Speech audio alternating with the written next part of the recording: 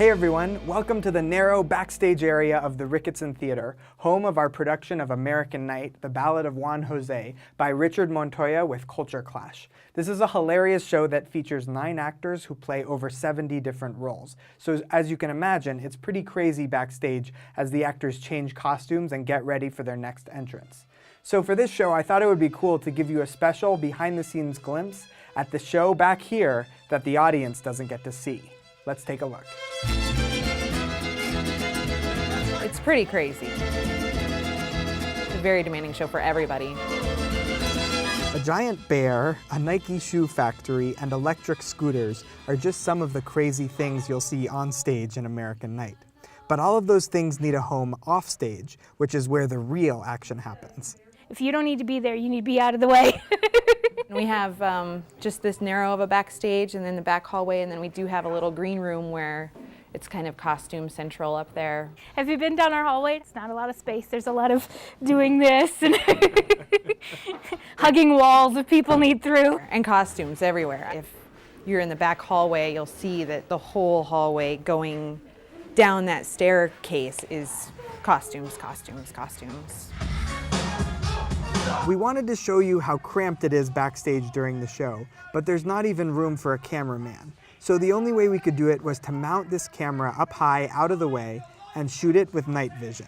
We do our best to keep things picked up during the show because, otherwise things get lost. But it kind of looks like a laundry exploded in that back hallway sometimes because most of the changes are roughly 3 minutes. That's a long one. 3 dressers, 3 stagehands, and 2 ASMs back here. So what's that, 8 crew, almost as big as the cast. And if we could fit any more people in here, we could definitely use more hands, but there's just no more room because there's no place for an additional person to stand back here. What's not taken up by costumes is set pieces. And the little scooters need a place to live, and the rocks and everything else you see on stage has to live somewhere backstage. It's the magic of the backstage that makes the stuff out front happen. Mexico City is under complete U.S. occupation. They're going to see a pretty rowdy take on history through the eyes of a man that's studying to become an American citizen. Playwright Richard Montoya brings his sharp sense of humor and political satire to this story about becoming an American citizen. He's so worried about passing his tests that it kind of transforms the show into his dream.